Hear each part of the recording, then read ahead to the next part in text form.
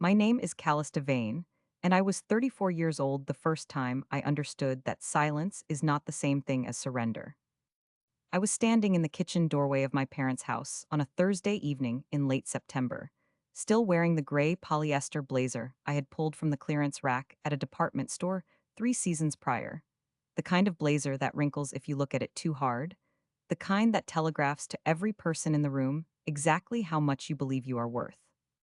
I had driven 47 minutes from my apartment to be there for a family dinner that my mother had described on the phone as important, which in the vocabulary of the Vane household meant someone is about to be destroyed and we need an audience.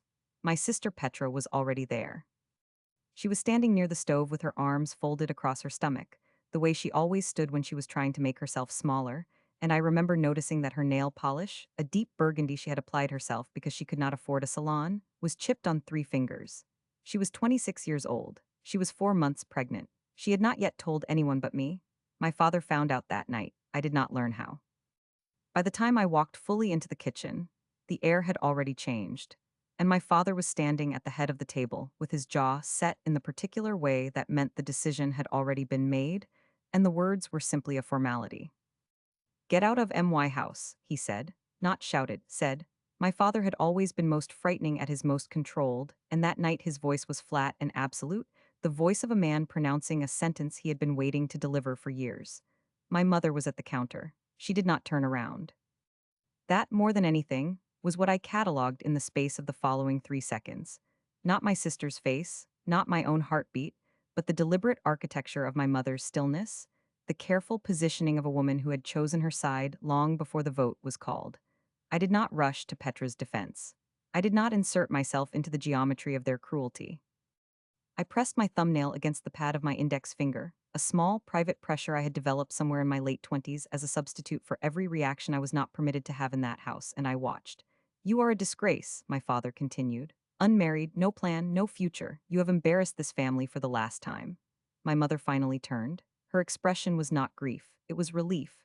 That was the data point I filed away and never discarded. Petra left that night with a single bag and my car keys.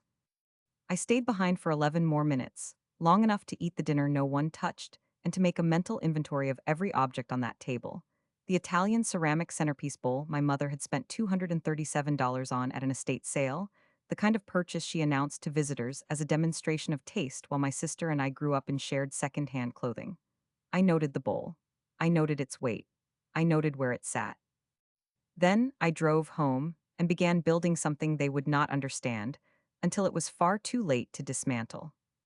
If you have ever sat in a room where the people who share your blood treated you like an inconvenient stranger, where the silence between their words held more contempt than the words themselves, where you looked around and realized that the family you had spent decades trying to earn acceptance from had already written the ending to your story without consulting you, then you already know something essential about what comes next. You already know the particular calculus of that moment. The way your mind splits cleanly in two, one half still performing the role of dutiful daughter, dutiful sister, dutiful presence, and the other half retreating somewhere interior and cold and absolutely clear-eyed, beginning to measure distances and angles and the weight of every choice that has been made at your expense. I am telling you this story not because I want your sympathy, though I suspect some of you will offer it. I am telling you this story because I spent 3 years doing something no one in that family believed I was capable of. And when it was over, I sat in my own living room and watched two people who had built their entire identities on moral authority discover, in the space of about 90 seconds, that they had no authority left to claim. If that kind of story matters to you, I would ask you to stay with me.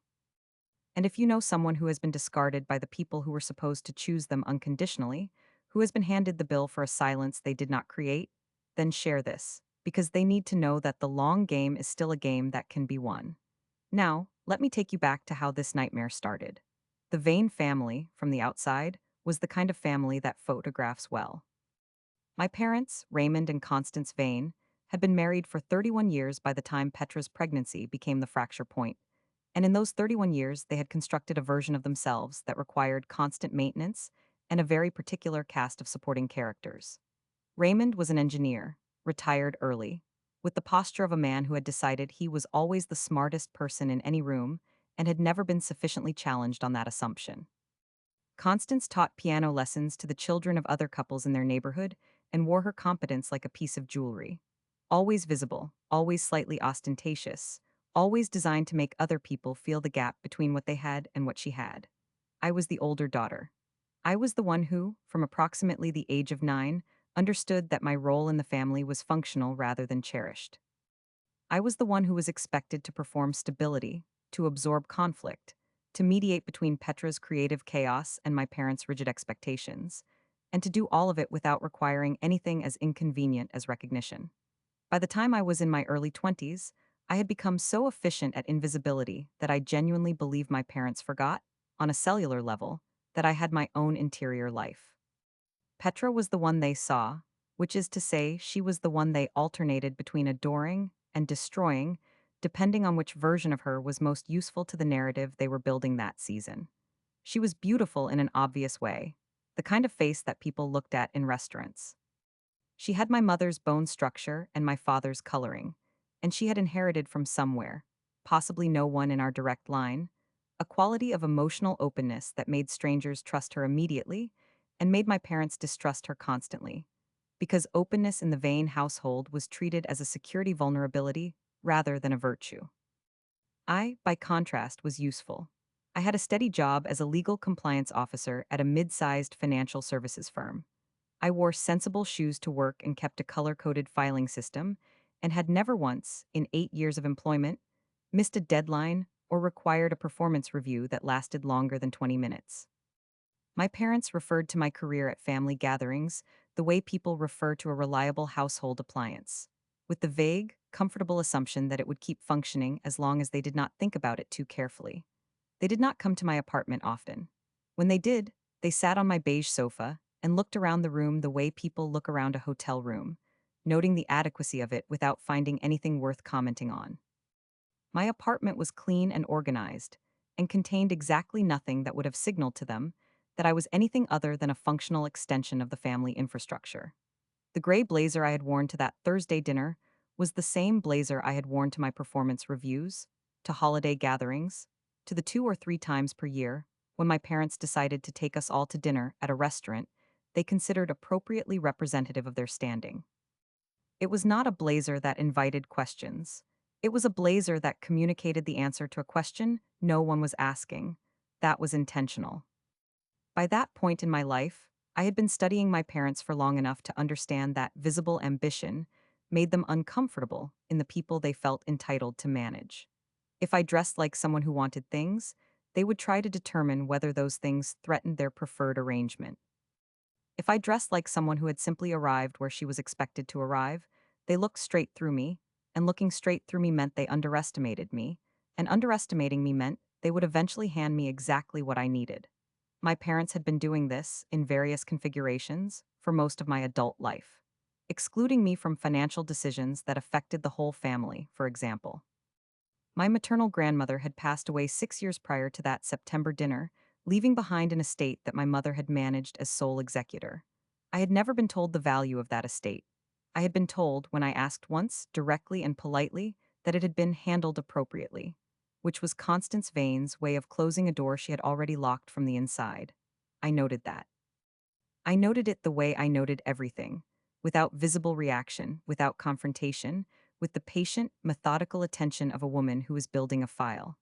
There was also the matter of my uncle, Clement.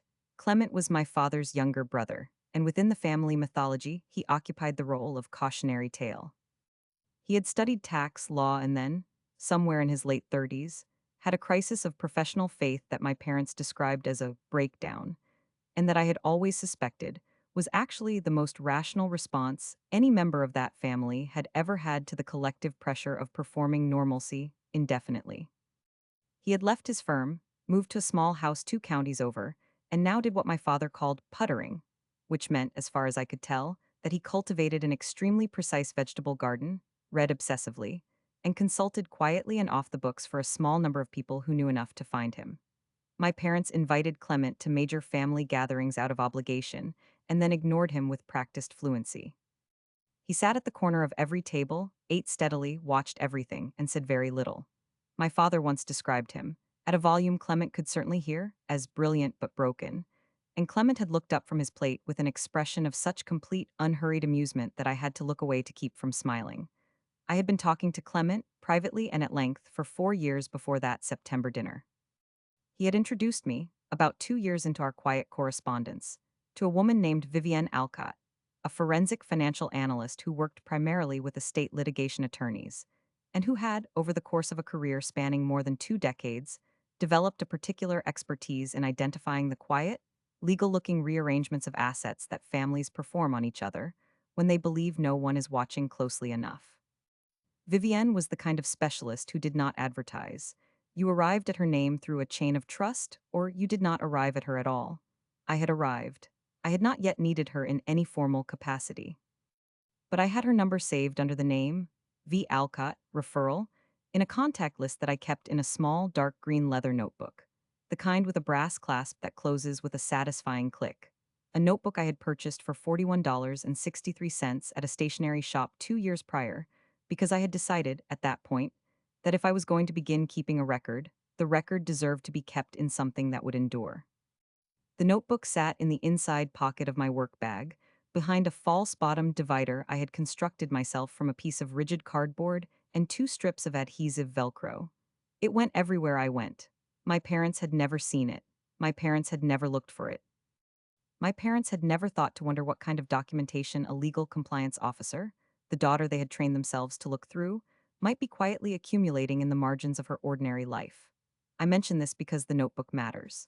It will matter again later, in ways I cannot yet describe to you. But I want you to understand that by the time my father said, "Get out of MY house," to my sister in that kitchen, the notebook already contained 14 entries. 14 dates, 14 observations, 14 small, careful coordinates on a map that I had been drawing without telling anyone where it led. I drove Petra home that night. She was quiet for most of the 47 minutes, and I did not push her to speak because I understood the specific kind of quiet she was in. The quiet of a person who has just had something confirmed that they had always been afraid to fully believe about themselves, who is now reorganizing their understanding of safety around this new and devastating data point. She moved into my spare bedroom 3 weeks later, with 2 suitcases and a box of her daughter's things that she had packed before anyone could change their mind or the locks. Evie was born the following January. She was 7 pounds, 4 ounces, and she arrived at 5:40 in the morning on a Tuesday, and I was the one in the room because there was no one else. I held Evie before Petra did, just for a moment, while the nurses were completing their work, and I looked at that child's face and made her a promise that I did not say out loud, because the promises that matter most are the ones you keep inside the architecture of your choices, rather than announcing them into a room. The promise was simple. I would not let the machinery of that family reach her. I would not let her grow up inside the particular damage that Petra and I had grown up inside. I would build something between her and that damage, something structural and invisible and impossible to dismantle without my active participation, and I would build it quietly, the way I built everything that actually mattered. For 3 years, I worked doubles at the firm. The title Legal Compliance Officer sounds like a role with predictable hours, and in firms of a certain size it is, but the firm I worked for was in the middle of a regulatory expansion during those years, which meant that my work expanded with it, which meant that I was billing time in the early mornings before Evie woke up, and in the late evenings after she was asleep, and during my lunch breaks, and occasionally on Saturday mornings, while Petra studied for the real estate licensing exam she was determined to pass. She passed it on her third attempt in the spring of Evie's second year. I remember the call. I was in my car in the parking structure below the firm, eating a sandwich I had made at 6 in the morning and had not had time to eat until 2 in the afternoon, and Petra called and said, "I passed," and there was a silence between us that was not empty but full. Full of every midnight feeding and every overdue bill and every morning I had gotten up at 5:40 and made breakfast for a child who was not mine, and whom I loved with a specificity and a ferocity that had nothing to do with obligation and everything to do with choice. "Good," I said. And then, because it was true and because she needed to hear it, "You were always going to." The money had been tight in ways I did not fully disclose even to Petra. I had a $1,200 per month reduction in my disposable income during the first year, which does not sound catastrophic on paper, but which, when applied to a budget that was already stretched across rent, utilities, groceries, and the particular ongoing expenses of an infant, meant that I was making calculations every month that I would not have wished on anyone. I eliminated my small retirement contributions temporarily. I canceled the car insurance supplemental coverage. I transferred $900 out of a small savings account I had been building for 4 years and had privately thought of as the fund for something better, without specifying what better would look like or when it would arrive. The $900 sat in the joint household account for 6 months and then was absorbed into the operational cost of three people building a life out of materials that were not quite enough but were enough, which is a different and more durable kind of sufficiency. The one thing I did not reduce was my premium on a term life policy I had taken out 2 years before Petra moved in. $128 a month, paid automatically, representing $500,000 in coverage, a number I had arrived at after a very specific conversation with Vivienne Alcott about what structural financial protection actually required versus what it was conventionally assumed to require. That policy was registered in my name. The beneficiary was Petra. My parents did not know it existed. Clement knew because Clement was the one who had first suggested, gently and without pressure, that in families with the particular dynamics of ours, it was worth thinking carefully about who held what and who knew about it. I thought carefully. I held what I held, and almost no one knew about it. The three of us settled into a routine that I did not romanticize but that I valued with a precision that surprised me. Evie called me Callie, which was not something I had suggested, but which had simply emerged from her attempts at my name when she was 14 months old, and which I had not corrected because the sound of it, small and confident and entirely unconcerned with the dignity of the full version, felt like exactly the right temperature for what we were to each other. My parents did not call. My mother sent a card at Christmas in the first year, addressed only to me, with a brief and carefully worded note about hoping I was managing, and an implicit suggestion that any difficulty I might be experiencing was the natural consequence of choices I had made. I read the card once, placed it in a specific sleeve at the back of the green leather notebook, and did not respond. I did not respond the second Christmas either. By the third year, the card did not come. It was in that third year, in the February of Evie's second winter, that I found something. I was not looking for it, which is, in my experience, how the most important findings arrive. Not through deliberate excavation, but through the particular alertness of someone who has trained themselves never to fully lower their guard. I had been named, without being informed of it in advance, as a secondary contact on a property management account belonging to my mother. This was a legacy arrangement from several years prior, when my parents had briefly considered adding me to various accounts as a convenience measure, and then had quietly reversed most of those additions without telling me they had reversed them. Most, but not all. The notification arrived in my email at 7:13 in the morning on a Wednesday, while Evie was eating toast and Petra was making coffee, and the apartment had the particular warmth of a life that is working, even at the edges of its capacity. It was a routine account activity summary, the kind that digital property management platforms send automatically when significant transactions are recorded. My grandmother's former property, a four-bedroom house in a neighborhood that had appreciated considerably in the 6 years since her death, had been transferred. Not sold, transferred, to a limited liability company registered 11 months prior. The company's registered agent was not my mother, it was not my father. It was a name I did not immediately recognize, a name that required a specific kind of looking to identify, the kind of looking that a legal compliance officer who has spent 8 years identifying the structural signatures of financial misdirection is, in fact, trained to perform. I did not put down my coffee. I did not make a sound. I read the notification a second time, and then a third, with the same slow and deliberate attention I brought to any document I needed to understand completely before deciding what to do with it. And then I opened a new tab and began to search.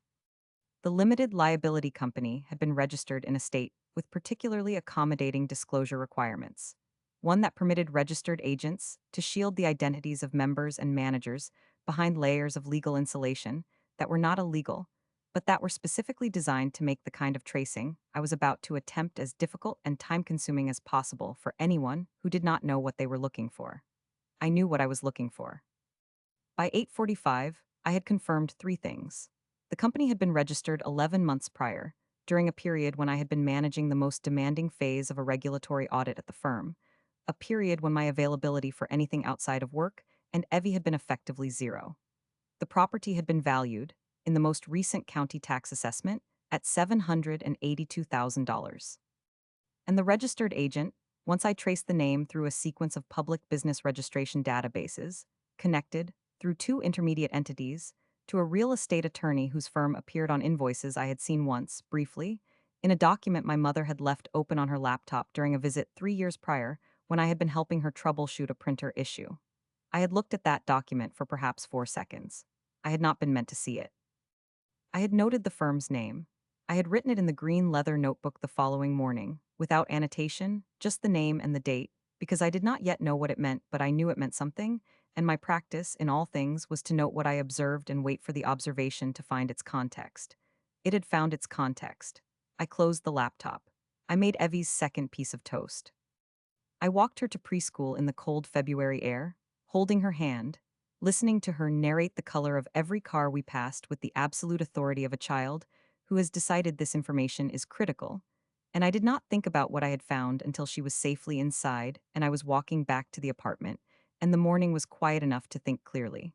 Then I called Clement. He answered on the second ring the way he always did, and he listened without interrupting while I described what I had found, and when I finished there was a silence of about 5 seconds, the kind of silence that in Clement's case did not mean absence but meant the opposite, means it was very full and very specific. Have you documented the notification? He asked. Screenshot, timestamped, forwarded to my personal archive, and hand-entered into the log, I said. Good. Another pause. You haven't contacted anyone else? Not yet. Don't, he said. Not yet. Give me 48 hours to look at the registration structure and tell you what you're actually holding. Because if it is what it sounds like, the timing matters considerably more than the discovery. I said I understood, and I did, and that evening I opened the green leather notebook to the next clean page and began a new section. I dated it. I copied out the name of the limited liability company in my own handwriting, in the precise, even script I used for everything I needed to be readable under pressure. I noted the transfer date, the registered state, the approximate assessed value of the property. I noted the name of the real estate attorney's firm. I noted the date I had first seen that name and the circumstances of that first sighting. Then I noted the date I had purchased the notebook itself. October 3rd, $41.63, the brass clasp, the dark green leather, the false bottom divider, the two strips of adhesive Velcro behind which the most important pages lived. I closed it. I put it in the interior pocket of my work bag behind the divider, and I pressed the clasp closed until it clicked. 3 years of silence, 3 years of doubles, 3 years of building something in the space their cruelty had cleared, and now they had handed me a document I had not asked for, at a time when I was more prepared to receive it than they could possibly have calculated. They had always underestimated what a woman who has learned to dress like furniture is actually capable of carrying. When my parents rang my doorbell on that October Saturday morning, I already knew what the ledger contained, and they did not know I knew, and that distance between what I held and what they assumed I held was not a gap. It was a door I had been installing for 3 years, and I was the only one with the key. The Saturday my parents came to my door, I was wearing a black blazer I had purchased 8 months earlier for $189 at a small boutique near my office. The kind of blazer that does not announce itself, but that fits with the quiet precision of something made to endure scrutiny. It was not the gray polyester blazer from the clearance rack. That one had been retired 18 months prior, folded carefully and placed in a donation bag, not because I had outgrown the need for strategic invisibility, but because I had graduated to a more sophisticated version of it. The black blazer said the same thing the gray one had said, but in a register several frequencies higher. I am not here to impress you. I am here to work. I had known they were coming. Not on that specific Saturday, not at that specific hour, but I had known the visit was approaching the way you know a weather system is coming before any official forecast confirms it, through a sequence of small atmospheric shifts that only make sense if you have been paying attention to the patterns for long enough. My mother had called twice in the preceding 2 weeks, both times during hours when she knew I would be unavailable, both times leaving voicemails that were careful and slightly formal, stripped of the weaponized warmth she deployed when she wanted something, and the cold efficiency she used when she was delivering a verdict. These voicemails occupied a third register I had not heard from her in years, something that sounded, if I was being precise, like rehearsal. People rehearse when they are preparing for a scene they are not sure they can perform without preparation. I had listened to both voicemails standing in my kitchen, and I had not returned the calls. And I had told Petra only that our parents appeared to be in some kind of preliminary motion, and that she should not be alarmed but should be aware. Petra had looked at me across the kitchen table, with the expression she had developed over 3 years of watching me move through information the way other people move through rooms, the expression that meant she understood something was in process, and that her job in that moment was to trust the process rather than demand its specifications. She was very good, by then, at that particular trust.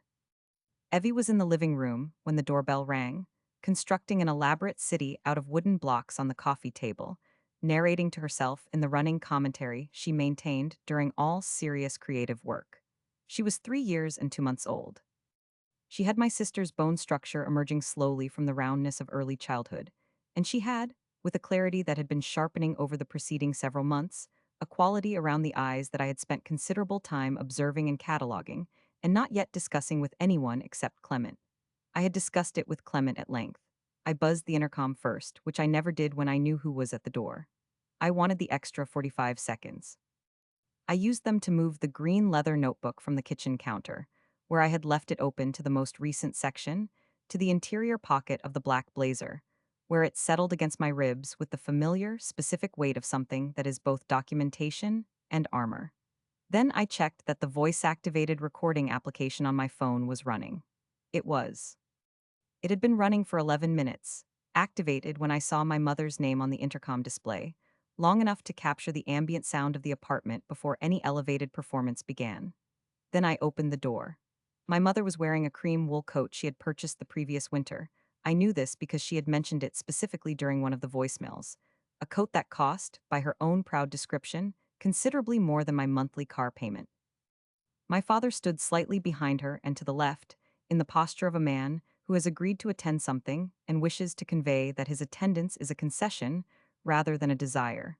He was wearing a charcoal blazer over a pale blue shirt, freshly pressed, the kind of outfit that communicates I have not lost my standards even as I lower myself to this moment. They looked older. Not dramatically, not in a way that would register to a casual observer, but I was not a casual observer, and I had not seen them in 3 years, and what I registered in the first 4 seconds of looking at their faces was not the standard emotional response to absence. What I registered was information. My father's coloring had shifted slightly toward gray in a way that suggested elevated stress hormones over a sustained period. My mother's posture, always impeccable, had developed a very slight forward lean that was new, the lean of a person who has been carrying something they have not told anyone about carrying. I registered all of this. I did not soften. Callista, my mother said. Come in, I said, and I stepped back and I watched them cross the threshold of the life I had built without them. The apartment was not what they expected. I had understood, without needing to confirm it, that their mental image of my home had not been updated significantly since the last time they had visited, which was 4 years prior, before Petra, before Evie, before the regulatory expansion at the firm that had, ultimately and over the course of 3 exhausting years, resulted in my promotion to Senior Compliance Director, a title that came with a salary increase of 22% and an office with a window, and more importantly, access to a category of institutional documentation that had proven extraordinarily useful in the preceding 8 months. The apartment reflected none of the gray polyester era. It was clean in the way that things are clean when cleanliness is chosen rather than performed, and it was furnished without excess but with specificity. The kind of specificity that communicates that the person who assembled this space knew exactly what she was doing and had not done any of it by accident. My mother looked around the room slowly. Her eyes moved from the bookshelves to the kitchen to the coffee table where Evie was sitting, and stopped. I did not perform anything in the 4 seconds that followed. I simply stood where I was and breathed at the same rate I had been breathing since I opened the door and watched my mother look at my niece for the first time. Hello, Evie said, without looking up from her blocks. She had the particular conversational confidence of a child who has been talked to seriously and consistently from birth. I am building a hospital. This is the emergency section. My father's hand found the back of the nearest chair. I noted the grip, I noted the knuckles. Who is this? My mother said. The question was addressed to me, but her eyes did not move from Evie. This is Evie, I said. Petra's daughter. Petra came out of the kitchen then, holding a dish towel, and the four of them occupied the same room for the first time in 3 years and 2 months. And the room did not go anywhere in particular. It simply held them, the way a room holds everything that happens inside it regardless of whether anyone has prepared for it. What followed was not the confrontation I had spent 3 years quietly preparing for. It was, initially, something much more complicated than that. A kind of terrible pantomime of reconciliation, my parents sitting stiffly on the sofa, Petra at the far end of the room near the kitchen doorway, and Evie entirely indifferent to all of it, continuing the construction of her hospital with the focused authority of someone whose work is not subject to interruption. My mother attempted warmth. It was not convincing, but it was not entirely hollow either, which was, in some ways, more difficult to sit with than straightforward coldness would have been. She asked Petra careful questions: how she was, how work was going, whether she was happy. The word happy sat in the air for a moment after she said it, slightly too large for the container of the conversation. My father said very little. He watched Evie. I poured tea I did not intend to drink and arranged myself on the chair across from them, with the posture I had spent years developing for high stakes rooms. A posture of complete apparent ease that contains, within it, the state of total alert readiness. I had learned to inhabit both simultaneously, and the combination was, I had found, profoundly disorienting to people who expected that ease and alertness were mutually exclusive. It was my father who asked the question. He had been watching Evie for approximately 22 minutes when he cleared his throat and leaned forward slightly and said, with the careful casualness of a man who has been trying to figure out how to say something for considerably longer than 22 minutes, "What's her name? How old is she exactly?" I told him her name. I told him she was 3 years and 2 months old. I gave him the birth month and the year. I watched the calculation happen in his face. It was not a fast calculation, because my father was not, fundamentally, a man who moved quickly through information that disturbed him. He was a man who moved very slowly and very carefully through exactly that category of information, which was part of what had made him so effective, throughout my childhood, at maintaining the particular family architecture he had built. Not speed, but relentless, methodical insistence. The calculation completed. Then something happened in my father's face that I had never seen in my father's face before, in my 37 years of studying it. He looked at my mother, not with anger. Not yet. He looked at her the way a person looks at someone when they have just understood, in a single terrible moment, that a question they assumed was settled is not settled, has perhaps never been settled, and that every structure they believed they were standing on was resting on an answer that was not the answer they were given. My mother did not look back at him, she looked at Evie, and I did not say anything. I pressed my thumbnail against the pad of my index finger, that small, private pressure, and I let the room hold what the room was now holding.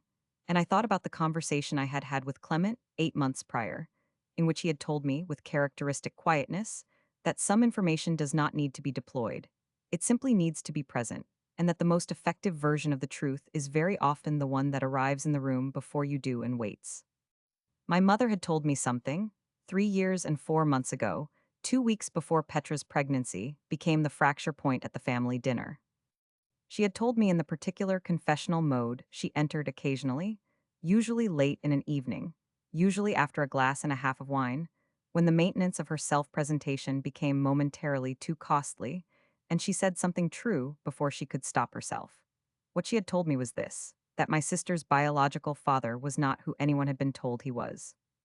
That during a specific period of my parents' marriage, a period my mother had described with the careful vagueness of someone navigating a minefield they installed themselves, there had been someone else. That she had managed the situation, her phrase, managed the situation, with the same thorough, methodical competence she applied to everything, and that she had believed for 27 years that it was managed.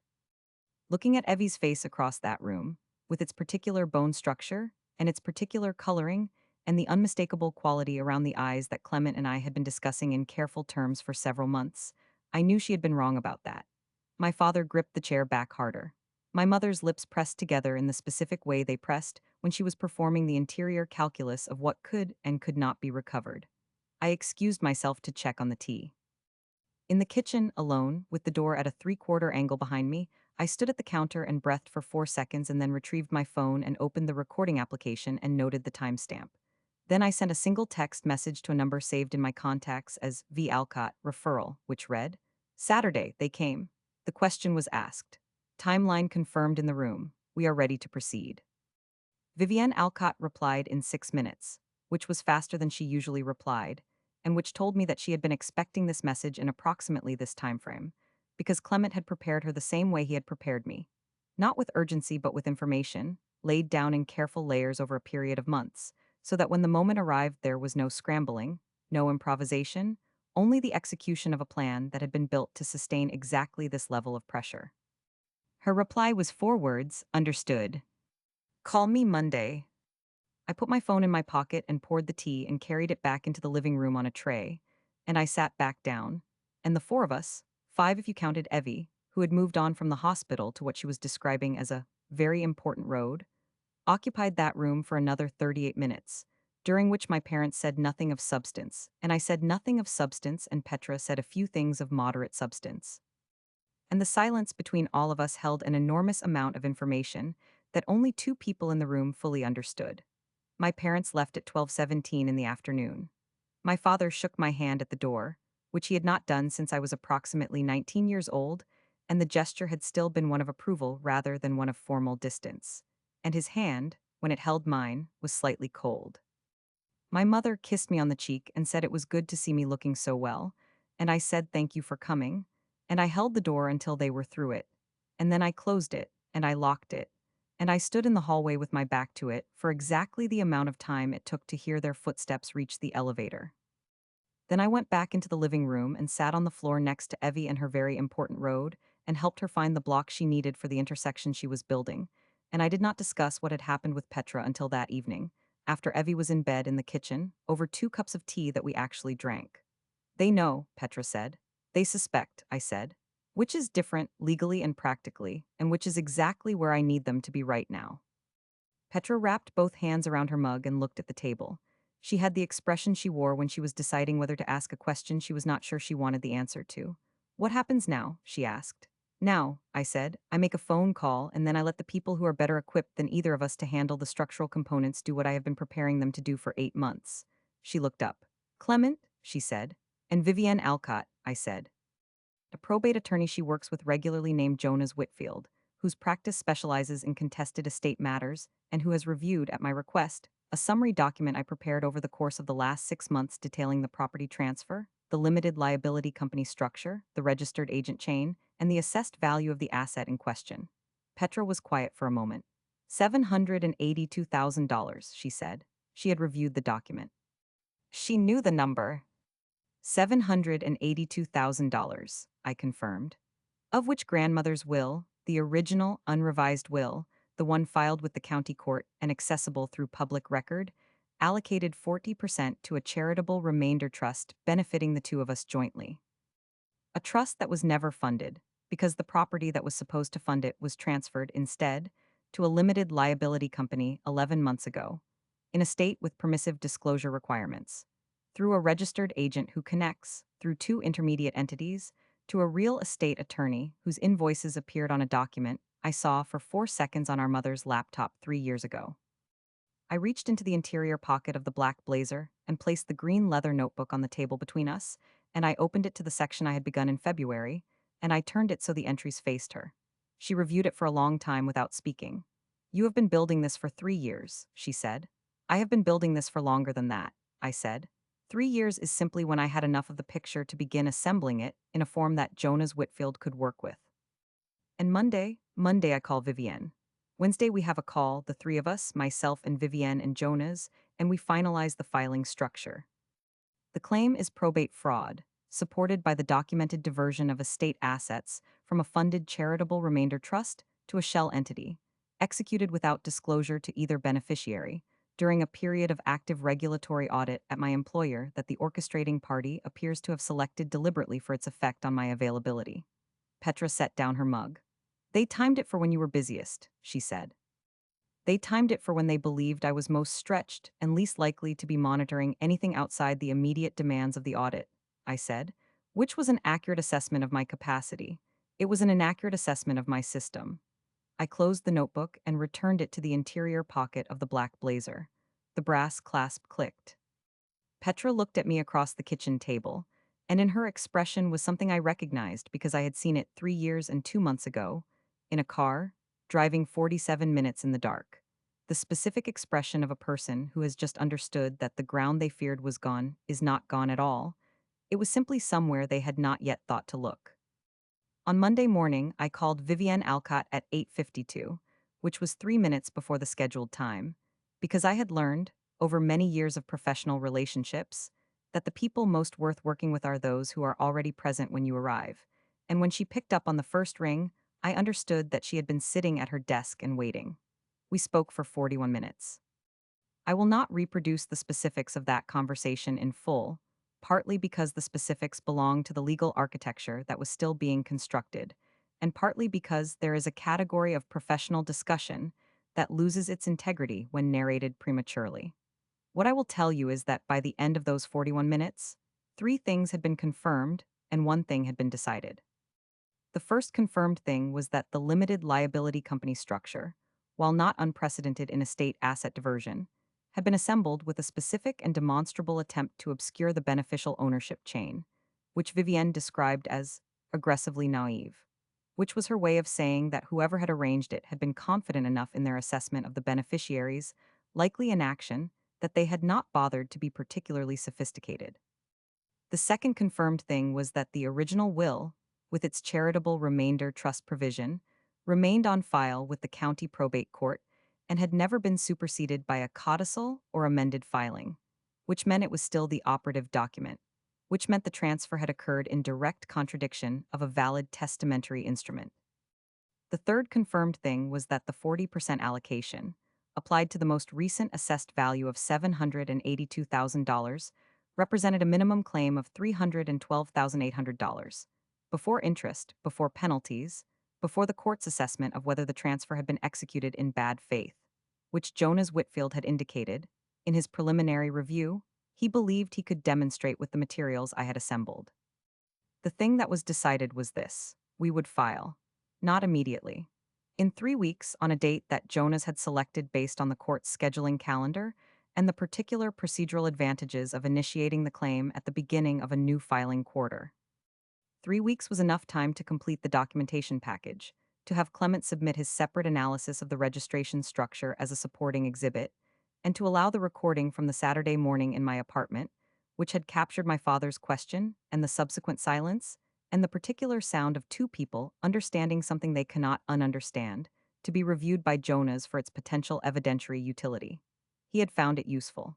More than useful. He had used the word remarkable, and from a probate attorney of 23 years' experience, that word occupied a specific and encouraging position on the scale of professional assessments. I spent the 3 weeks that followed in a state of surface normalcy, so complete that Petra later told me she had genuinely not been able to tell, on most days, whether I was thinking about it. I helped Evie with her blocks. I went to the office. I completed the final sections of the post-audit compliance report that had been sitting at 78% completion for 2 months, and that I submitted, on a Wednesday afternoon, to a small burst of institutional appreciation that I received with the same measured acknowledgement I gave to everything that arrived as external validation. I noted it, I filed it, and I returned to the work. On the Friday evening before the filing date, I sat at the kitchen table with the green leather notebook open in front of me and reviewed every entry from the beginning. 14 initial entries, then February, then the months after February. 47 entries total, spanning 3 years and 6 months of observation, documentation, and patient, methodical construction. I did not feel triumph. Triumph is for people who doubted themselves somewhere in the middle and are now recovering from that doubt. And I had not doubted myself in the middle. What I felt was something closer to the specific satisfaction of an equation that has resolved correctly. Not dramatic, not warm, but precise. The precision of it was, if I was being fully truthful with myself, the thing I had been working toward all along, not justice in the abstract, but the particular, specific, demonstrable resolution of a set of facts that had been arranged against me and that I had quietly, methodically rearranged. I closed the notebook. I pressed the brass clasp closed. I heard the click. Then I put on the black blazer, which I would wear to the courthouse 3 days later, and which would be the last piece of clothing my parents would ever see me in under circumstances where they still believed they held any advantage. And I went to check on Evie, who was asleep with her arm around a stuffed animal she had named, with the absolute authority she brought to all naming decisions, Dr. Brick. My parents had spent 3 years believing that their silence was a form of power. They had not yet understood that I had been using their silence as construction time. Vivienne Alcott did not use the word fraud in our Wednesday call. She used the phrase demonstrable misappropriation with intent, which is the language of someone who has spent 23 years in forensic financial analysis and understands that precision is not pedantry. It is protection, and that the difference between a claim that holds and a claim that dissolves often lives entirely in the specificity of the vocabulary used to construct it. She had been working for 3 weeks. What she returned to me on that Wednesday morning was not a summary. It was a architecture, 112 pages of documented analysis, formatted in the structured evidentiary style that Jonas Whitfield's office had specified. With exhibit tabs color-coded in a system Vivienne had developed over a career of preparing materials for people whose job it was to be skeptical of exactly this kind of claim. I received it as a secure digital transfer at 7:44 in the morning, printed the full document at the firm's office before anyone else arrived, and read it twice before 9 o'clock, the second time with a pen in my hand and the green leather notebook open beside me. I will tell you what it contained, because you need to understand the weight of what I was holding before you can understand the precision of what I did next. The limited liability company, registered in a state whose disclosure requirements Vivienne described in the report as structurally permissive to the point of deliberate opacity, had been organized 11 months prior to the Saturday my parents appeared at my door. Its registered agent was a corporate services company that provided nominee registration for a fee of $420 per year, a standard arrangement that is legal in the organizing state and that is used, with equal frequency, by entirely legitimate businesses and by people who wish to place legal distance between themselves and the thing they own. The company had two members, listed only as Member A and Member B in the operating agreement on file with the state, which was the minimum disclosure that state required, and which told you nothing about who was actually in the room when the decisions were made. Vivienne had not stopped there. She had pulled the wire transfer records associated with the property transfer, which were accessible through the county deed registry, and the title company that had processed the transaction. The title company had been engaged by the same real estate attorney whose firm name I had noted from my mother's laptop screen 3 years prior, the firm that appeared, upon investigation, to have processed a total of 4 transactions for clients associated with Member A over the preceding 6 years. 4 transactions, across which the same title officer had appeared on the closing documentation each time, which was either coincidence or relationship. And in Vivienne's experience, spanning 23 years and more than 400 forensic engagements, she had found that this category of coincidence resolved, upon examination, as relationship approximately 91% of the time. She had examined it. The title officer had a professional license registered with the state regulatory board, and that license had a disciplinary history that was public record. A notation from 6 years prior regarding a transaction in which the officer had processed a deed transfer without obtaining the legally required signature from a co-owner of the property, a violation that had resulted in a formal reprimand and a mandatory continuing education requirement, but not license revocation, because the finding had been characterized as negligent rather than intentional. Vivienne's analysis suggested that the characterization might have been generous, because my grandmother's property, the 4 bedroom house valued at $782,000 in the most recent county tax assessment, had been co-owned. Not by a spouse, not by my mother alone, by a residual interest holder, which is to say a party whose interest in the property had been established by the will itself, through the charitable remainder trust provision, before the trust had been funded. The will created the interest the moment it was admitted to probate. The transfer of the property out of the estate into the limited liability company 11 months ago had therefore required either the consent of the trust's intended beneficiaries, meaning Petra and myself, or a court order authorizing the transfer. There had been no court order, I had checked. Vivienne had independently verified. There had been no consent. Petra and I had signed nothing. I had documentation of this fact in the green leather notebook, specifically my entry from the February morning, when the account activity notification arrived in my email, in which I had noted not only what I had found, but what I had not been asked to authorize, because a compliance officer understands that the absence of a required action is itself a documentable event. This meant the transfer had been executed without legal authority over an interest that had already vested in two people who were never informed it was happening. This was not a gray area. This was not a family dispute about interpretation. This was, in Jonas Whitfield's 23 years of experience reviewing probate matters, one of the more unambiguous examples of unauthorized disposition of estate assets he had encountered, and he had encountered enough of them to have written a chapter on the subject in a reference text used by practitioners in his field. But Vivienne had kept going, because the transfer itself was not the only instrument of documentation she had examined. She had also looked at the financing structure of the limited liability company, specifically the question of how the entity had been capitalized in the months following its formation, which required looking at what money had moved into it and from where. What she found was a line of credit.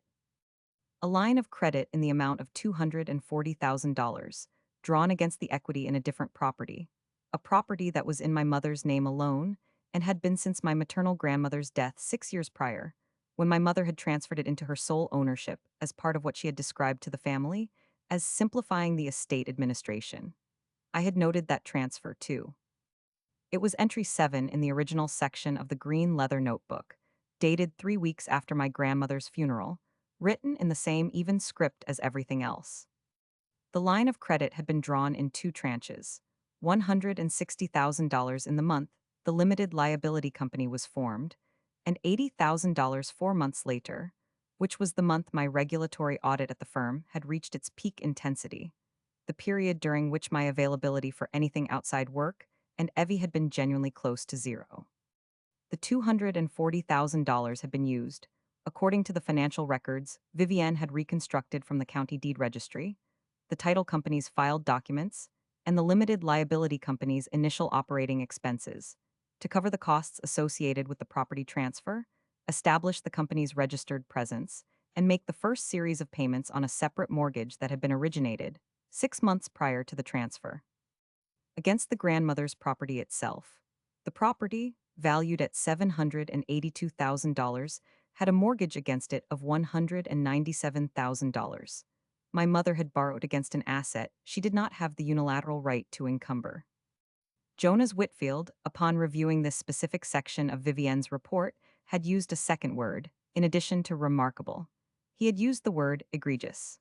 I sat with the report for a long time that morning. Not because I was surprised, I was not surprised. I had understood since February that what I was looking at was significant, but because I had not known, until Vivienne completed her analysis, exactly how significant it was, and there is a specific kind of stillness that arrives when a hypothesis you have been building carefully over a long period of time is confirmed not merely as accurate, but as more complete than you had initially constructed it.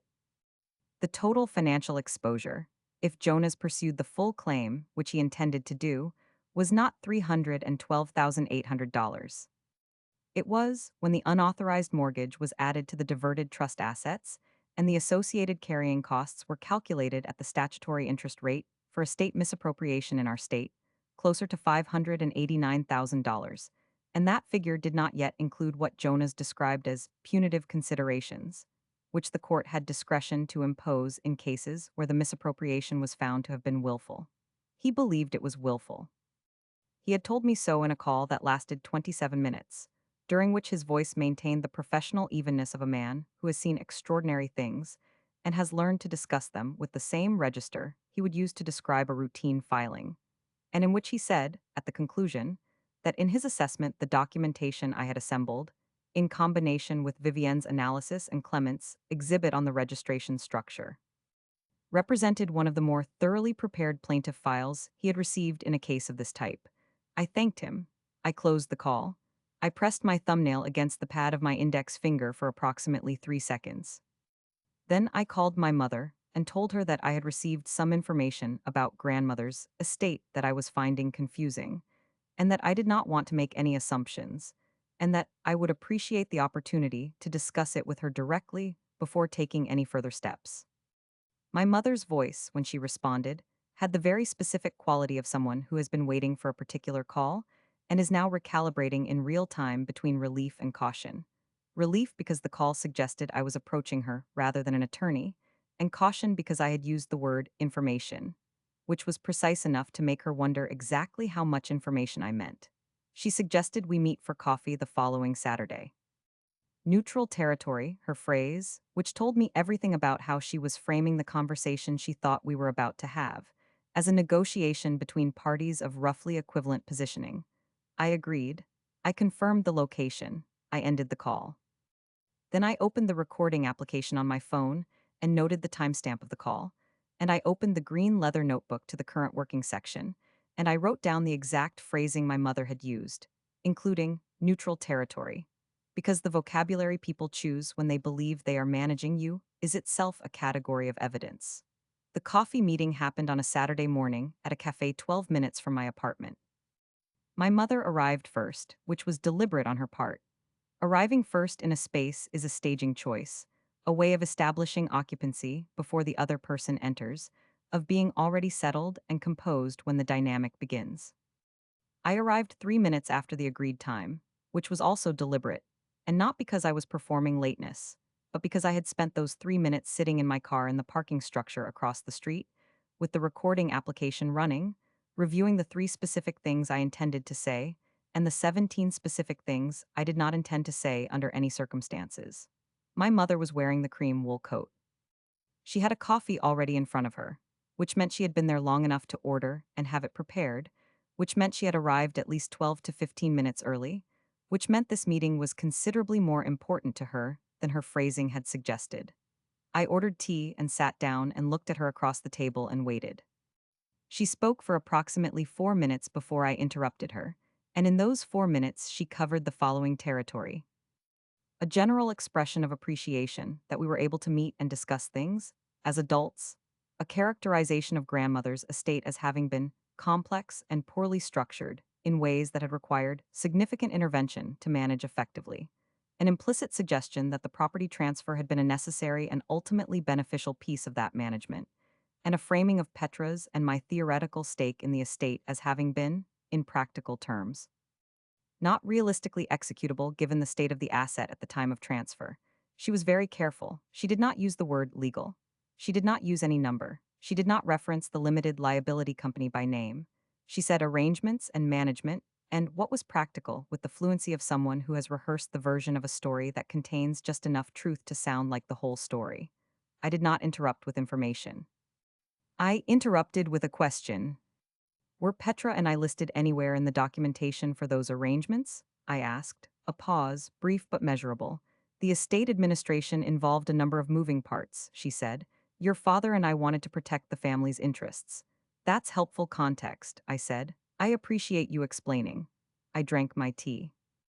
I asked her 2 more questions, neither of which contained any indication of what I actually knew, and both of which she answered in ways that were, to a compliance officer trained in the identification of material omissions, more informative in what they excluded than in what they included. I noted her answers in the green leather notebook that evening, verbatim, from memory, because I had spent enough years in document-intensive environments to trust my recall of exact phrasing in high-attention conversations. She left the cafe with the visible, contained satisfaction of a woman who believes she has successfully navigated something difficult. She touched my arm at the door and said it had been good to talk, and I said it had, and I watched her walk to her car, and I sat back down and finished my tea and remained at that table for 11 more minutes, not because I needed the time to process what had happened, but because I wanted to be absolutely certain she was gone before I opened my phone and sent a text to Jonas Whitfield that read, "Coffee completed. 3 additional statements on record. Nothing that changes the filing date. Everything that confirms it." His reply came in 4 minutes. "See you Thursday." Over the following 3 weeks, my parents reached out 6 times. My mother called twice, both times with the same quality of carefully managed warmth she had deployed at the cafe, the kind of warmth that is a delivery system for information gathering rather than an expression of genuine interest. Both times asking how I was, and how Evie was, and whether I had had a chance to think more about what we had discussed. A phrasing that positioned our coffee conversation as an ongoing negotiation in which my continued thinking was a necessary precondition of any resolution. I was warm in return. I was vague in the way that warmth permits. I said that I was still processing and that I appreciated her patience. The word patience was intentional. It suggested that I was the party moving slowly, that the pace of events was governed by my emotional state rather than by a filing calendar I had already agreed to with a probate attorney. My father sent a text message. This was unusual. My father did not text as a general practice. He found the medium insufficiently formal for communication. He considered serious and insufficiently spontaneous for communication. he considered casual, which left very little space in which texting was his preferred mode. The fact that he texted told me that whatever he intended to communicate was something he wanted documented but did not want to say aloud, which is the specific calculus of a person who is not certain how the words will land and wants the option of distance from them. The text read, Callista, your mother tells me you spoke. Good. There are things about how your grandmother's estate was handled that you may not fully understand. These matters are complicated. It would be better for everyone to keep this inside the family. Call me when you are ready to have a sensible conversation. I read the text once. I took a screenshot of it. I forwarded the screenshot to my personal archive. I transcribed it word for word into the green leather notebook, noting the timestamp and the date. Then I replied, Thank you, Dad. I will be in touch soon. 12 days before the filing date, my mother called Petra. I know this because Petra told me within 20 minutes of ending the call, sitting at the kitchen table with her phone face down in front of her, and the expression she wore when something had happened that she needed to report before she had fully processed it. My mother had, in that call, described the estate situation to Petra in terms that characterized both of us as having been taken care of through the arrangements that had been made, suggested that pursuing any kind of formal inquiry would be unnecessarily adversarial and would damage relationships that were finally beginning to heal, and implied, with the careful indirection that was my mother's most practiced instrument, that my interest in the matter was possibly motivated by something other than Petra's well-being and might not ultimately serve Petra's interests as well as my mother's handling of the situation had. She had attempted to separate us. I did not feel the thing I might once have felt at the age of 22, sitting in a clearance rack blazer in a family kitchen, trying to understand why the room always seemed to be arranged against me. I pressed my thumbnail against the pad of my index finger very briefly, and I looked at Petra across the table and noted the specific tightness around her eyes that was not distress but was instead the expression of someone who has been handled and knows it and is insulted by the quality of the attempt. She thinks I would believe that, Petra said. She thinks you might, I said. There is a difference. Petra nodded slowly. What do you need from me? She asked. A written summary of the call, I said. Date, time, her exact words to the degree you can recall them, your responses. In your own handwriting if possible. Dated and signed. She wrote it that evening, at the kitchen table, in the methodical cursive she had developed during her real estate licensing study as a way of retaining information. 4 pages, front and back. She dated each page and signed the bottom. I placed the pages in a manila envelope, the standard 10 by 13 size with the clasp closure and the smooth, buff-colored surface that accepts ink cleanly and holds its shape under pressure. And I labeled the exterior in the same even script I used for everything. P. Vane, personal statement, recorded conversation with C. Vane Sr., date and time noted within. That envelope went into the larger organizational system I had been assembling with Clement over the preceding 10 days in the second bedroom of my apartment, which Petra had vacated 3 months earlier when she and Evie had moved into the 2-bedroom unit she had secured with her real estate income and her own first and last month's deposit. Money she had saved without my knowledge, and presented to me as a fait accompli one evening in a way that made me understand. With a clarity that was more satisfying than almost anything in the preceding 3 years, that she was going to be entirely fine. Clement came on a Tuesday evening and stayed through Thursday morning. He arrived with a leather satchel of the kind that academics and certain categories of attorneys carry.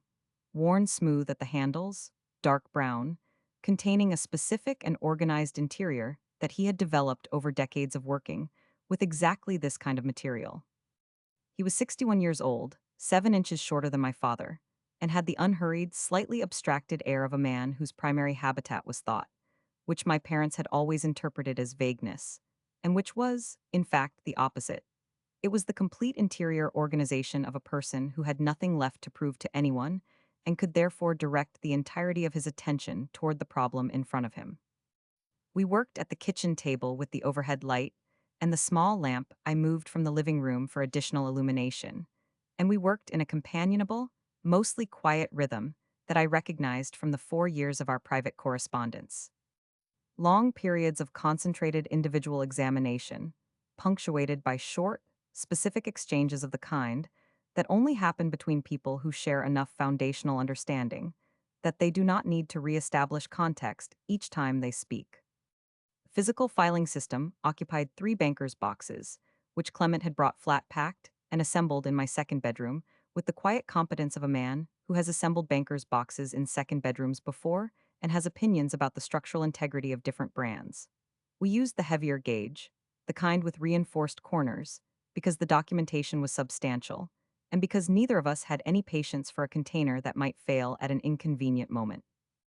The first box held the estate documentation, my grandmother's original will, printed from the county probate court's public access portal and certified with the court stamp, which I had obtained by visiting the courthouse in person on a weekday morning 6 months prior, and requesting the document at the clerk's counter with the same professional neutrality I brought to all interactions where I needed something without telegraphing why I needed it.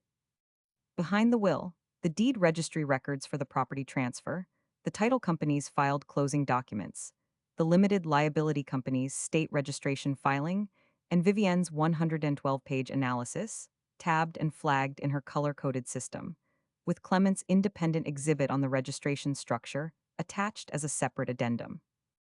The second box held the financial documentation, the wire transfer records, the line of credit documentation, the mortgage instrument, the two tranche draw records, and a timeline Vivienne had constructed that laid out, in a single 11-page document, the chronological sequence of every financial instrument associated with the misappropriation, beginning with the date of my grandmother's death and ending with the most recent statement period for the limited liability company's operating account, which she had obtained through a discovery pre-filing request that Jonas had submitted under a procedural mechanism I will not detail here, but that was entirely within the scope of the claim. The third box held what Clement called the behavioral record, which was my terminology translated into his, and which contained the following: the green leather notebook itself, placed in a protective archival sleeve of the kind used for documents with long-term evidentiary value, accompanied by a notarized statement I had prepared attesting to the dates and circumstances of each entry. Behind the notebook, screenshots of my father's text message, printed on standard paper and accompanied by the digital metadata log that confirmed the timestamp and originating number. Transcripts of my mother's 2 phone calls, reconstructed from the recordings I had made on my phone, which Clement had reviewed and confirmed were legally permissible under our state's one-party consent statute. Petra's 4-page handwritten statement in its labeled manila envelope, and, in a separate archival sleeve, the 2 voicemails my mother had left in the weeks before she and my father appeared at my door, downloaded from my phone's voicemail system, and saved as audio files on an encrypted drive that I had purchased for $32.49 at an electronics store, and that contained nothing except those files and the recording from the Saturday morning in my apartment. Clement reviewed each section of the third box with particular attention. He held each document the way he held everything, with both hands, at a slight angle to the light, reading slowly and without any indication that he was moving through it more quickly than the words required. When he finished a section, he set it down flat on the table and was quiet for a moment before saying, if he had anything to say, exactly the thing he meant, no more and no less. When he finished reviewing the green leather notebook, he set it down, and he was quiet for longer than he had been quiet after any of the other sections, and then he looked at me across the table and said, "You started this before you knew what you were building." "Yes," I said. "The February entry," he said. "The way it is written. You were not alarmed, you were observing." "I have been observing for a long time," I said. He nodded, and in the nod was the specific acknowledgement of a person who has understood something about you that they perhaps suspected but had not previously been able to confirm in this form. He did not say anything further about the notebook, because he did not need to. The notebook said everything. It had been saying everything for 3 years, in 47 entries, in even legible script, on pages that were now in an archival sleeve in a reinforced banker's box in my second bedroom, waiting for the next step in a process that was 3 days from completion. The third thing Clement did, on the Wednesday evening between his arrival and his Thursday morning departure, was open his leather satchel and remove a device I recognized as a portable network analyzer, a piece of equipment that forensic investigators use to extract metadata from digital communications, and that Clement had, with characteristic understatement, described to me as something a colleague left with me some years ago that I have maintained in working order. He connected it to my laptop, and he worked for approximately 90 minutes. And what he produced at the end of those 90 minutes was a 43-page IP tracking log documenting the digital access history of the property management account notification that had arrived in my email on that February Wednesday morning, tracing the account's access events across a period of 14 months and identifying, with the specificity that metadata permits, the devices, approximate locations, and timestamps associated with each access. My parents' home address appeared in the geolocation data 12 times in the 14-month period. The law office of the real estate attorney, whose firm I had noted from my mother's laptop, appeared 4 times. The address associated with the corporate services company that served as the limited liability company's registered agent appeared twice. Clement printed the log on my printer, which required refilling the paper tray partway through, and he organized the printed pages in a fourth archival sleeve and labeled it in his own handwriting, precise and slightly formal, the handwriting of someone trained in an era when handwriting was a professional skill. He placed it in the third banker's box. Then he closed the box. He closed all 3 boxes. He aligned them against the wall of the second bedroom with the same deliberate geometry he brought to every physical arrangement. The geometry of a person who believes that order is not aesthetic but functional, that the organization of physical things is a form of argument about the seriousness of your intentions. We sat in the kitchen afterward and drank coffee, which we made at 10:40 in the evening, without either of us remarking on the hour, because the hour was irrelevant, and Clement talked for a while about a vegetable variety he had been cultivating that had proven more adaptable than he had expected, and I listened with genuine interest because after 3 years of building, something in almost complete silence.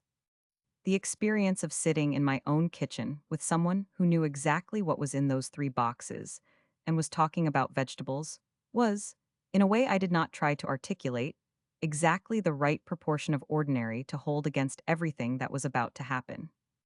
He left Thursday morning at 7:20, with his leather satchel and the flat-packed remnants of the box assembly materials and the portable network analyzer, and he shook my hand at the door the way he always did when something was concluded, with both of his hands around mine and a single firm press that was not a farewell but a confirmation. Thursday, he said, meaning the following Thursday, meaning the filing date. Thursday, I said. I closed the door and stood in the hallway for a moment, and then I went into the second bedroom and looked at the 3 bankers' boxes aligned against the wall. And I thought about my mother in her cream wool coat at the cafe, ordering her coffee early and arranging herself at the table, and rehearsing the version of the story that contained just enough truth to function as a replacement for the whole truth.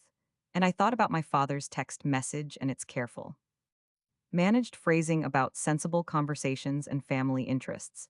And I thought about the call my mother had made to Petra and the specific quality of its attempt to separate us, which had failed with such completeness that Petra had produced 4 pages of handwritten documentation within the same evening. And I thought about Evie in her new 2 bedroom apartment 3 miles away, asleep with Dr. Brick, entirely unaware that the machinery that had been assembled against her mother before she was born was, in 72 hours, going to meet the machinery that had been assembled in her defense for 3 years, and that those 2 machineries were not equivalent, and that the difference between them was not luck or advantage but documentation, patience, and the particular competence of a woman who had spent her entire adult life being looked through and had used every moment of that invisibility to build something that could not be dismantled without her active participation. I turned off the light in the second bedroom. I went to bed. I slept 6 hours and 12 minutes, which was more than I had slept in a single stretch in the preceding 2 weeks, because the work was done, the boxes were closed, and there was nothing left to do until Thursday except wait, and I had become, over the course of 3 years and 47 entries in a dark green leather notebook, very good at waiting. My parents called my mother's phone on Wednesday evening, the night before the filing, to tell her they were thinking of planning a small family gathering the following month. Something low-key, an olive branch, they said, a chance to put everything behind them and move forward. They had no idea that by the time that call ended, a process server had already been retained, a court filing was 12 hours from submission, and every word they had said to me since that Saturday morning in my apartment was sitting in a reinforced banker's box, labeled, sleeved, and organized with the evidentiary precision of someone who had never, not for a single day of the preceding 3 years, been as quiet as they believed she was. The gathering they were planning would happen. It just would not go the way they had planned it. The family gathering was held on a Saturday afternoon in the third week of November, at my parents' house. In the dining room, where my mother kept the Italian ceramic centerpiece bowl she had purchased for $237 at an estate sale, the bowl she had positioned at the center of every table arrangement for 6 years as a quiet, recurring announcement of her taste and her standards. It was still there when I arrived. I noted it the moment I walked in. It was exactly where it had always been, cream and cobalt, slightly too large for the table's proportions, the kind of object that dominates a room through insistence rather than beauty. I had been invited with the specific phrasing my mother used when she wanted something to feel like generosity while functioning as control. We thought it would be lovely to have everyone together, Callista. A fresh start. Come for lunch. The word lovely was doing considerable work in that sentence, as was the phrase fresh start, which was my mother's way of characterizing an erasure as a gift. I had said I would come. I had said it with warmth and without hesitation, which had clearly surprised her, a surprise she recovered from in approximately 2 seconds before her voice resettled into the register of managed satisfaction. I had also told her that I would be bringing two people with me, my sister Petra and a colleague I described as a mutual friend who happened to be in town. I did not specify the colleague's name. My mother had not asked, because asking would have required her to acknowledge that she did not control the guest list as completely as she had assumed, and Constance Vane did not acknowledge things that disrupted the architecture of her assumptions. The colleague was Jonas Whitfield. He arrived with me in a charcoal suit of the kind that says nothing and communicates everything. He was 62 years old, with the measured posture of someone who had stood in rooms where the stakes were extremely high for a very long time and had stopped finding it remarkable. He carried a slim leather portfolio under his arm. He shook my parents' hands at the door with the professional warmth of someone who meets new people as a standard feature of his work, and has learned to make the greeting itself contain nothing that could be retrieved and used later. My father looked at him with the particular expression he deployed when he encountered a man he could not immediately categorize within his existing hierarchy. Not hostile, not warm, but intensely evaluative, the expression of someone running a rapid and slightly anxious assessment. Raymond Vane, my father said. Jonas Whitfield, Jonas said. He did not supply an affiliation. He did not need to. Petra was already there when we arrived. She had come 20 minutes earlier at my request, wearing a structured burgundy dress and the composed expression of someone who has prepared for something she knows is necessary, and has made her peace with the fact that it will be uncomfortable before it is over.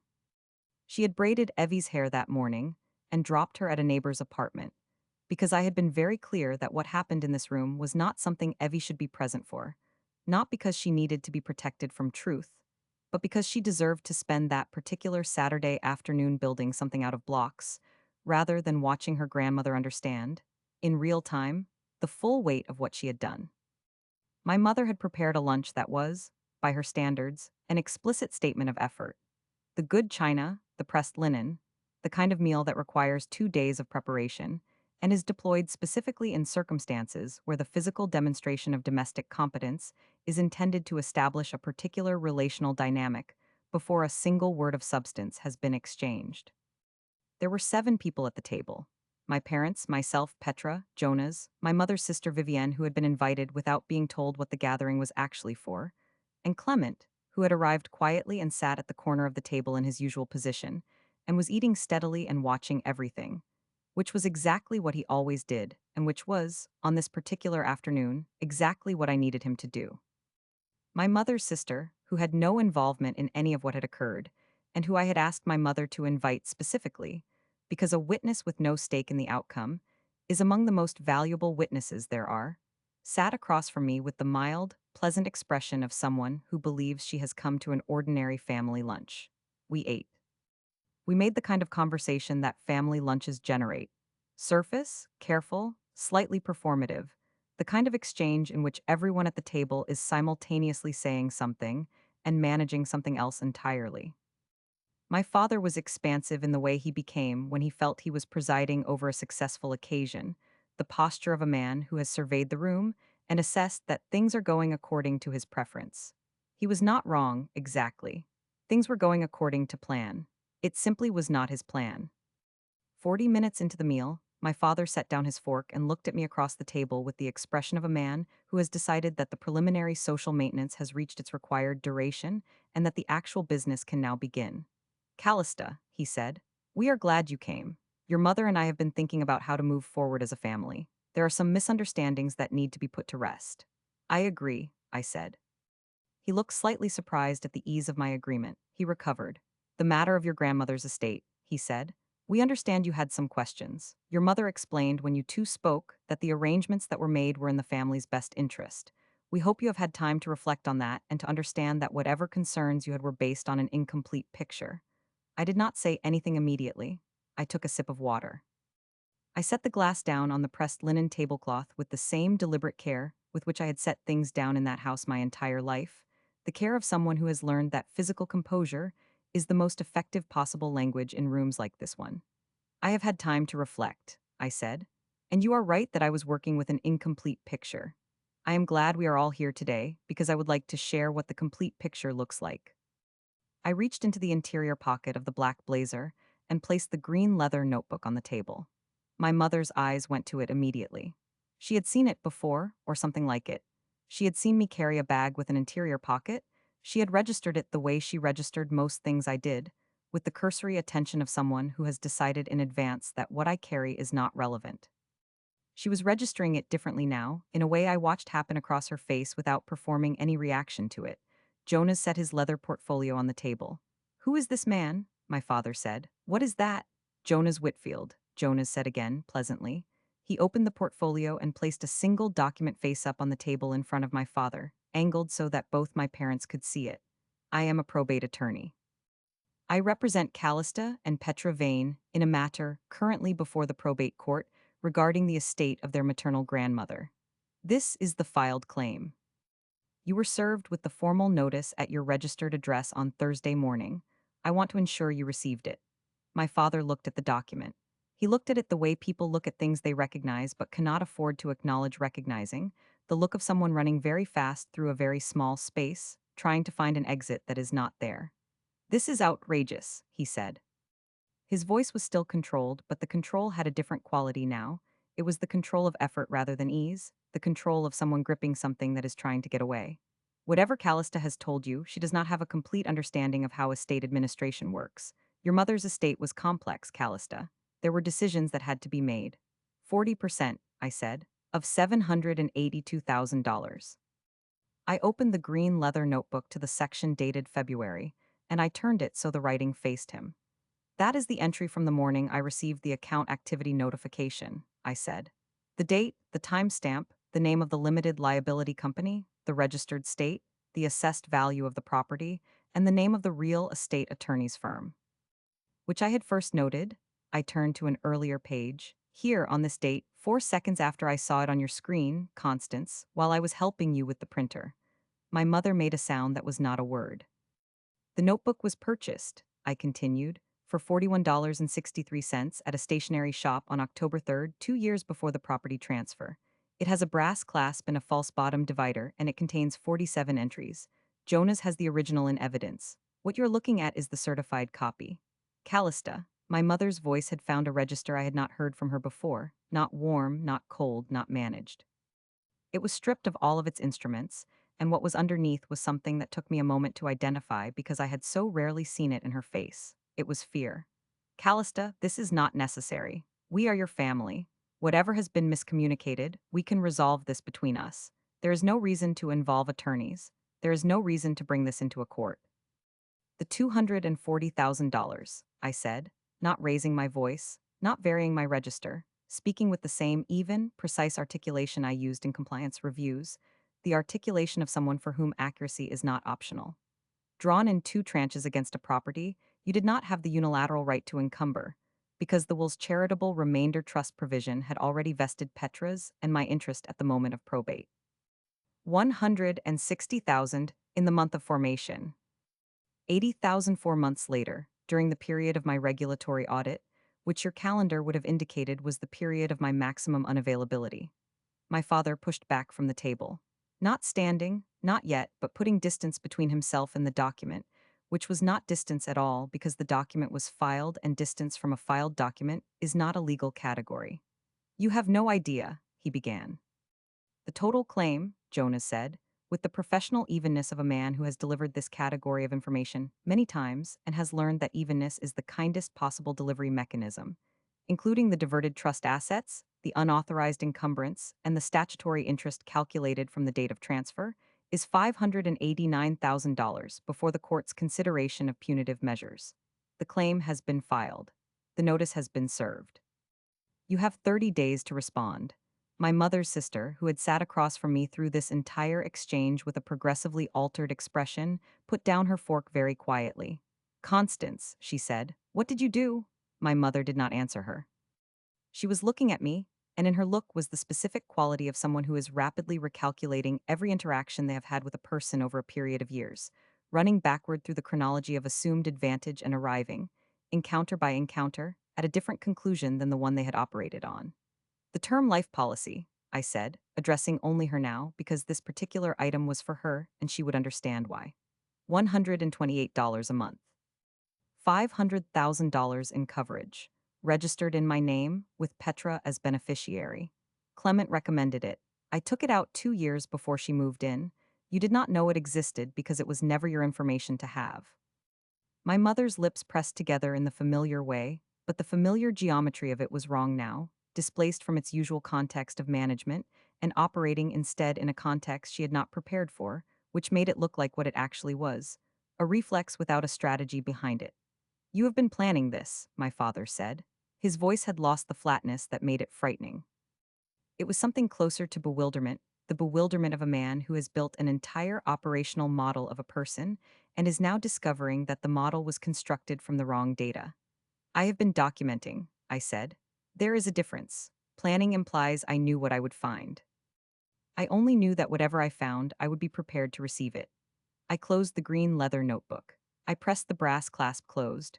I heard the click in the dining room where the Italian ceramic centerpiece bowl sat at the center of the pressed linen tablecloth, and the sound of it was, in that moment, the most satisfying sound I had heard in 3 years. Jonas gathered the portfolio. Clement, at the corner of the table, set down his fork, pressed his napkin to his mouth with the unhurried composure of a man who has eaten an adequate meal, and looked at my father with the mild, uncomplicated expression of someone who has nothing left to prove and does not feel the need to narrate that fact. Raymond, Clement said, which was all he said, and the single word contained in its quietness, more than 30 years of being dismissed and managed and positioned as the broken one, the eccentric, the cautionary tale, by a man who had never once thought to wonder what Clement was actually doing with all of that time and all of that intelligence. My father looked at his brother. He did not say anything. I stood up from the table. What followed in the weeks after that Saturday lunch was not dramatic in the way that public events are dramatic, with witnesses and declared moments and clear demarcation lines. It was administrative.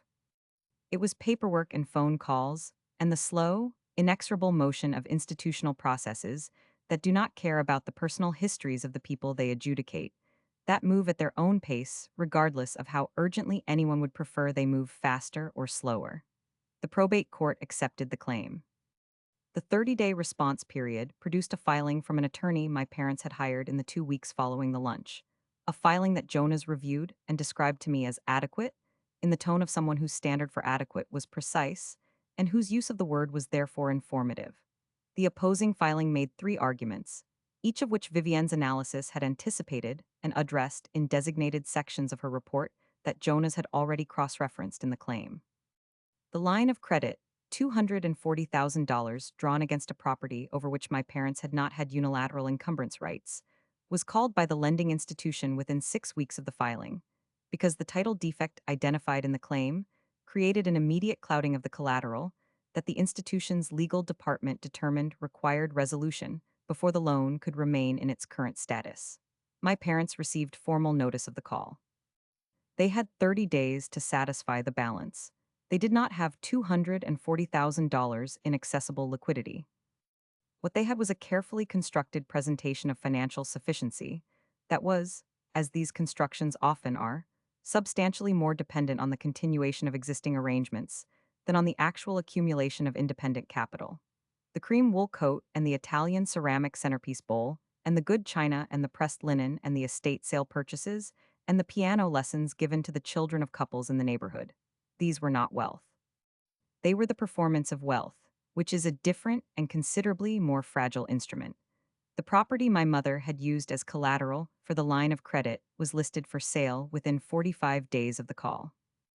I learned this not through any direct communication from my parents, but through the county deed registry notification system, to which I had subscribed for all properties associated with my parents' names, approximately 8 months prior to the filing, which meant I received the listing notification automatically on a Thursday morning while I was making coffee. And I noted it in the final pages of the green leather notebook with the date and the list price and the name of the listing agent. And I closed the notebook, and I made the coffee, and I went to the office.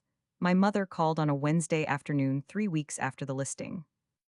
I was in my car in the parking structure below the firm, eating a sandwich at 2 in the afternoon, because some habits survive even the complete reorganization of the circumstances that produced them. I let the call go to voicemail. She called again 20 minutes later. I let that go to voicemail as well. Then I listened to both voicemails, one after the other in the parking structure, with the engine off and the recording application running. She used, in the first voicemail, the phrase, "Your father and I are struggling," which was the most direct statement of financial vulnerability she had ever made to me in my life, and which was deployed not as a confession, but as a solicitation, a bid for a specific emotional response that would translate into a specific practical intervention. She used, in the second voicemail, the phrase, "We are still your parents," which was the oldest instrument in her collection and the one she had most consistently relied upon to override the ordinary consequences of extraordinary behavior. I transcribed both voicemails into the last pages of the green leather notebook. Then I called Jonas and told him about them, because they were relevant to the ongoing proceeding, and because Jonas had advised me, at the outset of the engagement, that any communications from my parents relating to the matter should be documented and shared with his office. Then I called Petra. She was at her desk at the real estate agency where she had been working for 14 months, with the particular focused competence of someone who has found, in a professional domain, the expression of abilities that were present all along and simply needed a context that could hold them. I told her about the voicemails. She was quiet for a moment. "What did you say?" she asked. "Nothing yet," I said. "I am going to send a brief written response directing her to Jonas's office for any communications related to the estate matter." Which is what Jonas advised, and which is also what I would do regardless of what Jonas advised, because I do not have conversations that I am not prepared to document. Petra made a sound that was not quite a laugh and not quite something else, the sound of someone who has lived alongside a particular quality for long enough to find it, in this specific moment, genuinely and appropriately funny. "She thought she could call you," Petra said. "Yes," I said, "she did, because she always could before." "Yes," I said, "she did." The probate court ruled 4 months after the filing. I will not detail every procedural element of the intervening period, because that is not the part of this story that contains the lesson, and because the procedural elements are, in their specificity, the province of Jonas and Vivienne and Clement, who did their work with a precision and a dedication that I will not reduce by compressing it into summary. What I will tell you is that the ruling was in favor of the claim, substantially and without the qualification that my parents' attorney had argued for, and that the court made an explicit finding of bad faith in the execution of the property transfer, which is the finding that carries punitive implications. The settlement, negotiated over the following 6 weeks through attorneys on both sides, represented the funding of the charitable remainder trust that should have been funded at the time of my grandmother's death, at a value adjusted for 6 years of appreciation, less the costs associated with the unauthorized mortgage, which were assigned to my parents as the responsible parties. It was not $589,000. It was not $312,800. It was, after the final accounting, $418,000, divided equally between Petra and myself, held in a properly constituted trust with Jonas's firm as the administrative trustee. $209,000 each. Petra cried when Jonas told her. She was in his office, sitting across from him at the conference table, and she put both hands over her face and cried for approximately 90 seconds, and then she took her hands down and looked at me and said, "I want to use some of this to pay you back, for the 3 years." "No," I said. She started to say something. "What you did during those 3 years," I said, "was become someone who could receive this. That is not a debt, that is the point." She looked at me for a moment, then she nodded, she understood. My parents did not attend the settlement signing. Their attorney signed on their behalf. The property, the grandmother's house, was sold by the estate as part of the settlement process, and the proceeds flowed through the trust instrument that should have been in place since my grandmother's death. The Italian ceramic centerpiece bowl, the $237 estate sale purchase, remained in my parents' dining room as far as I knew, because it was not a marital asset and it was not implicated in any of the proceedings, and some objects outlast the significance they were purchased to carry. I thought about that bowl occasionally. I thought about what it had been meant to announce and how completely, in the end, that announcement had failed. I am sitting, as I speak to you now, in the office of the new apartment I moved into 7 months after the settlement, on the 14th floor of a building with large windows, and a view of the city that is, on clear evenings, the specific kind of view that reminds you that the world is considerably larger and more various than the room you grew up believing was the whole of it. The apartment is furnished with specificity and intention, and the complete absence of anything I did not choose. The black blazer hangs in the closet. The green leather notebook sits on the desk, closed, its brass clasp fastened, which is where it will remain now that the documentation phase of this particular chapter of my life is concluded. I have a cup of tea in front of me. It is the same kind of tea I made on the Saturday my parents came to my door, the same brand in the same ceramic mug, because I have found that keeping certain small things constant across the transition between who you were and who you are becoming is a way of honoring the continuity of the self that carried you through.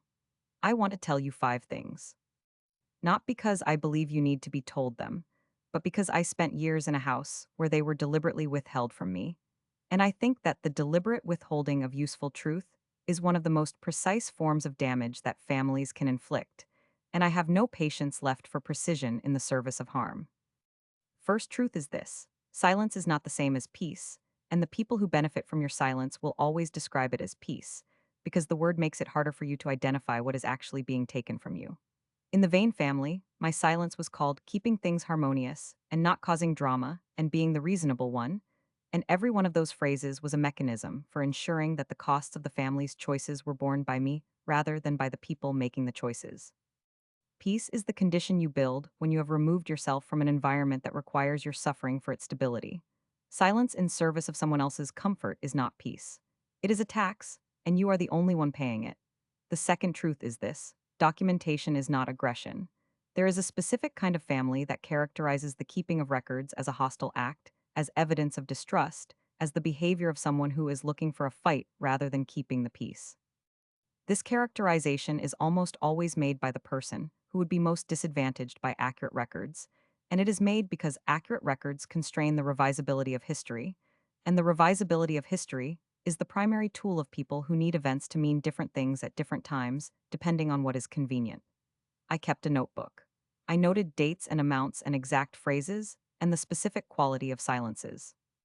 I did this not because I was planning something, but because I had learned, over 34 years of living inside a family that rewrote its own history as a standard operating procedure, that the only protection against revision is contemporaneous documentation. Write things down, date them, keep the record. You do not need to know yet what it is for. The third truth is this: the specialist you need almost never advertises. Vivienne Alcott does not have a website. Jonas Whitfield's firm is listed in the relevant professional directories and nowhere else.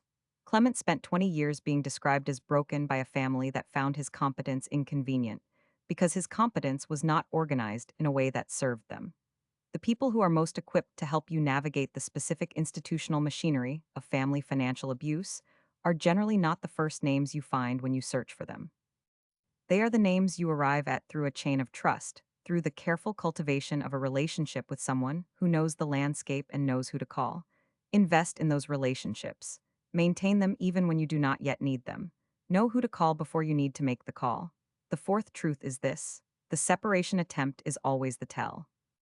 In every situation I have encountered, professionally and personally, where one party is attempting to exploit another within a family system, the moment they perceive that the exploited party has formed an alliance that might complicate their plans, they attempt to separate that alliance. They go around the alliance. They call the other person directly.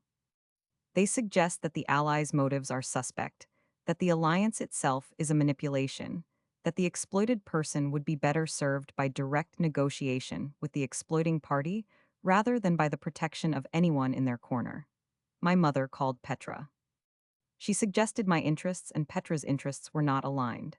She was counting on a lifetime of established doubt between sisters who had been taught, in various ways, to compete for the limited resource of parental approval, to make Petra uncertain enough to step back from the alliance.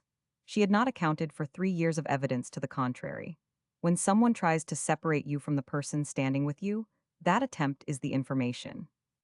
It tells you exactly how threatened they are by the fact that you are not standing alone. The fifth truth is this: the long game is available to anyone with patience and a system. I want to be very clear about this, because I think there is a version of this story that can be received as exceptional, as the narrative of someone with unusual advantages or unusual abilities, and I do not want it to be received that way. I am a legal compliance officer. I kept a notebook. I built a professional relationship with a forensic financial analyst through my uncle who had been dismissed as broken by the same family that was exploiting me. I took out a life insurance policy I could afford in amounts I worked out on a spreadsheet. I documented everything, consistently, over time, with no guarantee that the documentation would ever be necessary. None of these things required exceptional ability. They required the decision to take myself seriously as a party with interests worth protecting, and to build, incrementally and without announcing it, the infrastructure to protect those interests. That decision is available to anyone who can make it. The only thing it requires is that you stop waiting for the people who have been benefiting from your inaction to give you permission to act. Evie is 4 years old now. She is in a preschool she loves, run by a teacher she describes, with the absolute authority she brings to all characterizations, as very serious about painting. She calls me Callie. She has, in the past several months, developed a habit of patting whatever surface I am working on when she arrives in a room, and then proceeding to whatever she came in to do. A small, proprietary gesture that is the most accurate possible summary of what we are to each other. I am a landscape she moves through with the confidence of someone who has never had reason to doubt its stability, and I intend to keep it that way. Petra is listing her third property this month. She sent me a photograph of the listing sign and a single sentence: the emergency section is fully operational. I kept the photograph. I did not put it in the green leather notebook because the green leather notebook is closed now, and what goes in photographs goes on the desk, in the light, where it can be seen. Clement grew the variety he had been cultivating. He brought me a bag of them 2 weeks ago when he came for dinner. The kind of dinner we have occasionally now, unhurried, at a table where no one is managing anyone. He sat in the chair by the window and ate steadily, and watched the city through the glass with the expression he always wore when something had worked out the way he believed it would, which was not satisfaction exactly, but was its more permanent and more useful relative: confirmation. I held my tea and looked at the city and thought about the October Saturday 3 years ago when I stood at my kitchen counter and pressed my thumbnail against the pad of my index finger, and listened to my parents move through the apartment I had built without them. And I thought about the click of the brass clasp, and the $41.63, and the $237 bowl at the center of the linen tablecloth, and I thought about how completely, in the end, all of it had come back, not as a coincidence, as a system. A system I built in the margins of my ordinary life with patience and a notebook and the absolute, unwavering conviction that the truth, documented correctly and timed precisely, is the most durable instrument a person can carry. Keep your boundaries strong. Guard your peace, and I will see you in the next.